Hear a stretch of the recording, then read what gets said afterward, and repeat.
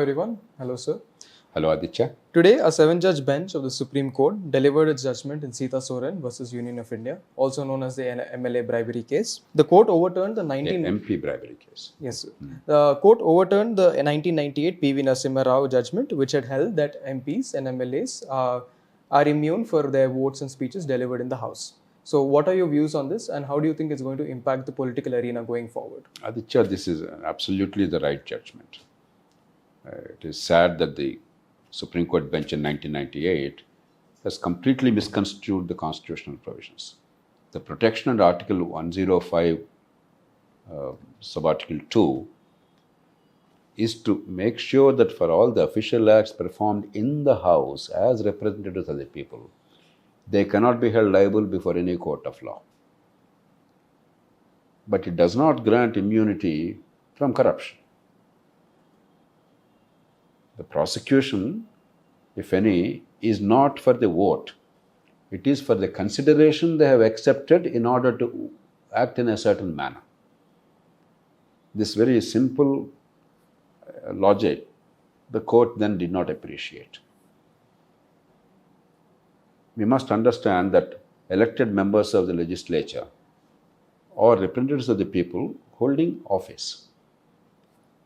And even if they are not in the executive branch of government, executive or legislature, they are public servants. Let there be no doubt whatsoever.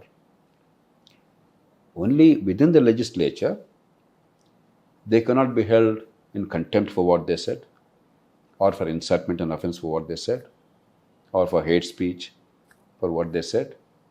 The House can expel them. If their behavior is improper, the House can discipline them. But they cannot be a criminal proceeding by virtue of the act performed in the House, particularly the speech in the House. But it is absurd to say that you can accept a bribe once you are elected and there is no criminal liability, you are not accountable, is a very utterly unacceptable, unsustainable and dangerous argument. 25 years later, at long last the court has taken this stand. The only sad part of it is what should have been decided in half an hour, because this simple constitutional principle in a democracy does not require 25 years of great deliberation. It should have happened in half an hour. That it took 25 years for us to come to this conclusion is the sad part. That shows the sorry state of Indian judiciary. I must very candidly state this.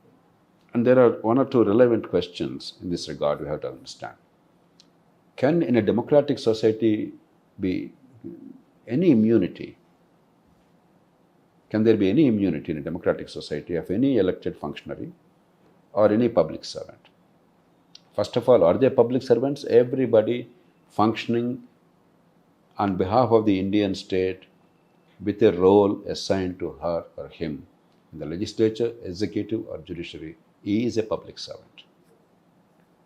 Second, is there any immunity if in the performance of official duties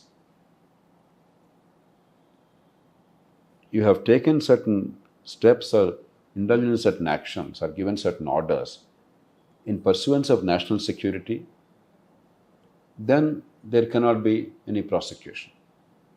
Now, Donald Trump is now arguing for whatever he has done as president, he is forever immune from prosecution. It's absolute nonsense. He is basically claiming the divine rights of a monarch. The very American Revolution is based on the fight against divine right of monarchy. So in a democratic society, for us to say that the divine right applies now, and once you are president, for life, whatever you have done during the office, you cannot be liable legally, is a nonsensical argument. But supposing Trump had ordered, let us say, assassination of certain people who were terrorists directly posing a threat to America. It happens. It happens so many times. By drones, they send bombs and all kinds of things happen.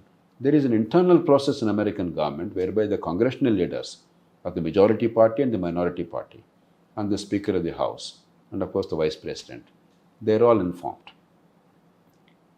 The decision rests with the executive branch of the government, the President, but they are all informed. So there is some kind of a check. There is a guardrail. But that apart, there cannot be any criminal liability whatsoever. It's possible that an Indian government may take action against terrorists on a foreign soil, when you cannot bring them to book under the law in this country, you may have to take action against them to liquidate them or neutralize them. Now, you may or may not like that as a decision of the government, but that is a lawful exercise of authority in pursuance of security of the state. That must give prosecution, that must get total immunity, because it is in furtherance of official duties, legitimate duty, and in furtherance of the national security. But supposing for taking a decision even like that, somebody has taken a bribe. The bribe taking part of it is culpable. There cannot be any question about it. So this notion of absolute immunity does not arise. But does it mean that the House or the members of the House have no protection? Of course they have protection.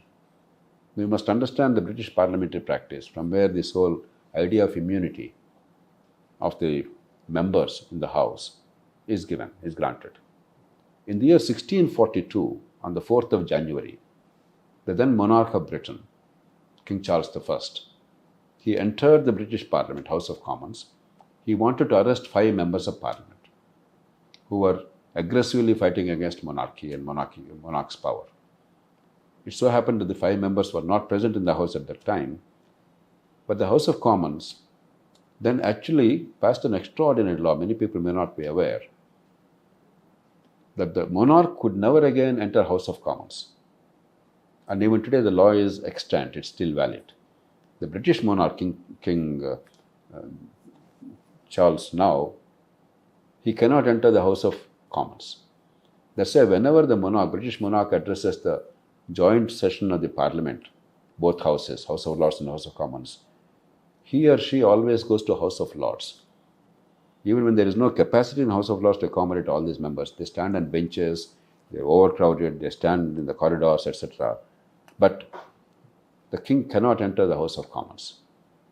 So it is that practice that there cannot be any legal action for legitimate acts performed as a member of the House, as a representative of the people. That is sacrosanct. And that's how Article 105, Sub-Article 2 has been incorporated.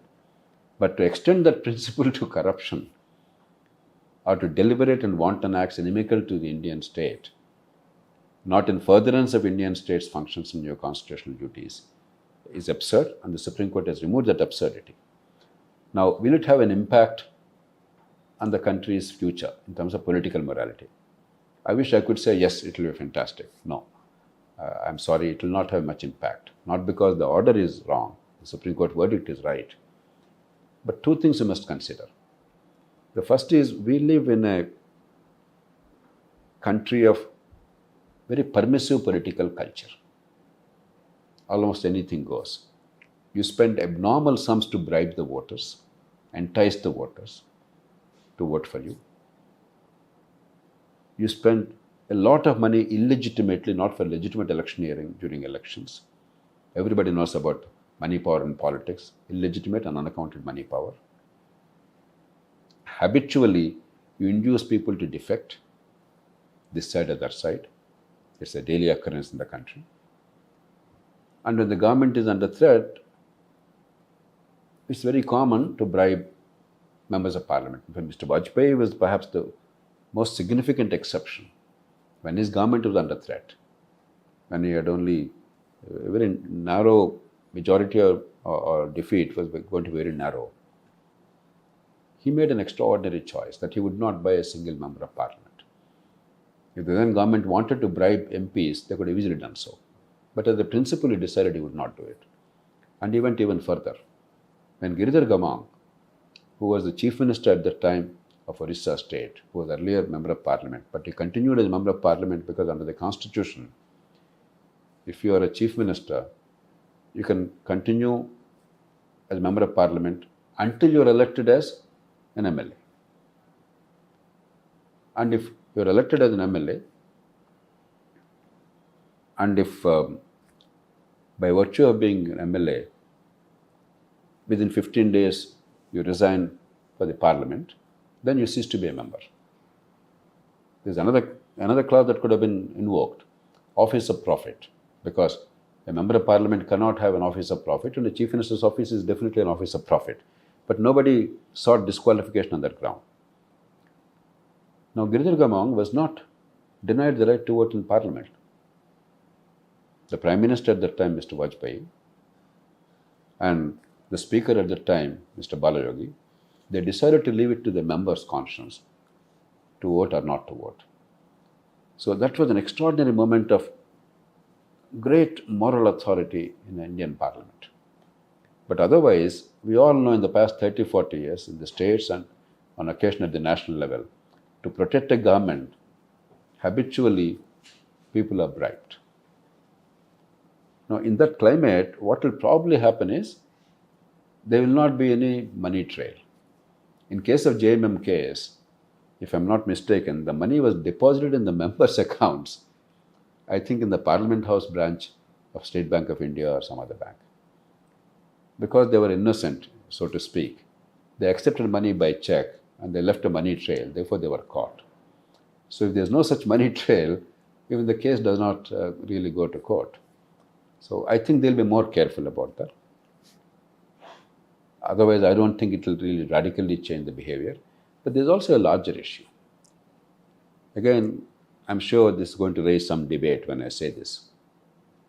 Take the Narasimha Rao government. Jharkhand Mukti Morcha was bribed to vote for the government to survive. What were the conditions? India was in deep economic crisis. We were on the verge of default to our creditors. And we borrowed from International Monetary Fund some money with a pledge to restructure. And even for that, we had to actually transport our gold reserves to London City and then pledge the reserve there, because nobody trusted us to keep the reserves with us and then pledge the stock. We were in dire straits. The foreign exchange available to the country was enough only for a couple of weeks' imports. And the past 40, 50 years of policies have been a disaster for the country, about 40 years of policies. So India was changing trajectory, a very difficult situation. Now, to unseat the government, what happened?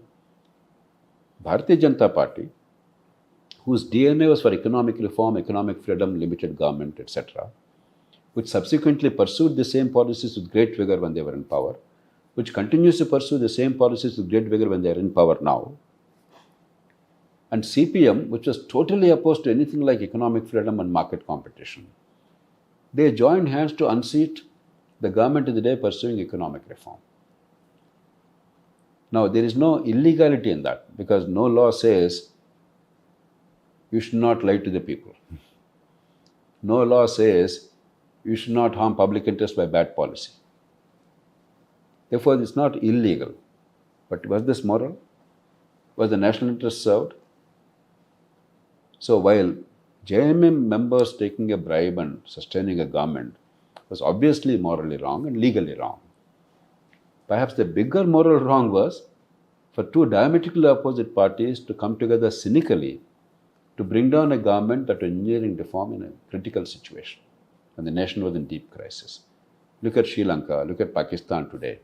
If you play political games with the nation's future in moments of extraordinarily grave crisis, then what interest are you serving? It may not be legally impermissible. It may not be a crime. But there are bigger things than crimes listed under the law. So you must look at the bigger picture. And given that context and our political culture, while this judgment is necessary, we must welcome it wholeheartedly. I don't think it will have any significant impact until you change the political culture of India. And that's a bigger reform required. Only when you do that will all these steps be useful tomorrow to enforce accountability and probity in public life. Yes, sir. So as you had mentioned, both the houses, the parliament and the legislative assemblies have the power to censure, suspend or disqualify their members. And this has happened in 1951 with Mr. H.G. Mutkal, and it has happened recently with Ms. Mua Moitra. So in your opinion, is this not It happened to Indira Gandhi, a mighty leader and a former prime minister, because she was declared as having misled the parliament about Maruti case. Yes. The next parliament actually disqualified her. She was dismissed. unwisely in my opinion, but she was expelled from the house. So, sir, in your opinion, this tool is already present. So, what do you think this judgment is going to have? What's the impact on the separation of powers? Because the parliament, according to the constitution, is there to keep the executive in So check. these are two things. For what you have done in parliament, there cannot be a legal recourse.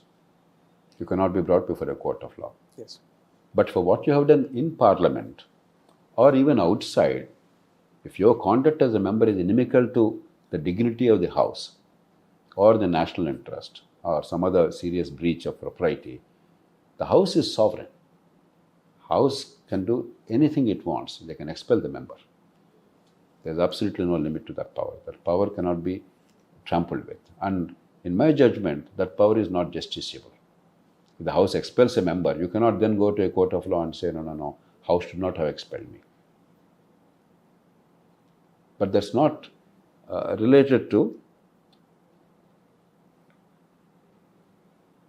this particular case. This is a case where the house had no problem. This is a case where for acts committed in the house or for acts committed before voting in the house, accepting the consideration, he was brought before a court. And the court wrongly held in 1998 that it comes under the protection of Article 105. It does not. So Supreme Court has corrected that wrong. But as I said, while it is a necessary judgment, and it's also in consonance with the broader theme that every elected person is accountable, is a public servant, first and last. And therefore you cannot claim immunity except to the limited extent. I mentioned to you already, the executive branch of government, if you take some extreme action to liquidate somebody, to protect the unity of India in furtherance of your official duties, then that should be non-justiciable. That immunity should be permanent. And for the speech made in the House, however offensive it may be, the Speaker can take action against you, but the court cannot act against you. Those two are sacrosanct. This is not about that. Yes, sir. So I also wanted to ask you, in India, lobbying is not banned. However, it is also not regulated. So do you think this judgment is going to rejuvenate the discourse around lobbying and whether we need I new don't legislation? think so. Unfortunately, even in Moitra case, where there's alleged lobbying directly, indirectly, there was hardly a debate on that issue, right? In India, we are not even sensitive to this issue. We are not even debating it. And I think oftentimes the MPs' letterheads are used by industrial lobbies and other interested parties to make a case, not in furtherance of larger public interest, but in furtherance of the interest of a particular commercial undertaking or a business house or something. It is wrong, plain wrong. One day we must clearly have a code of conduct for members of parliament and state legislatures and make sure that they don't breach that line. Today, some codes of conduct on paper exist, but they are somewhat loose and they are generally ignored by many members. But definitely we have to bring our parliament and our assembly, the members' conduct, to a level that is on par with well-functioning democracies globally. Thank you, sir. It was a pleasure speaking to you. My pleasure.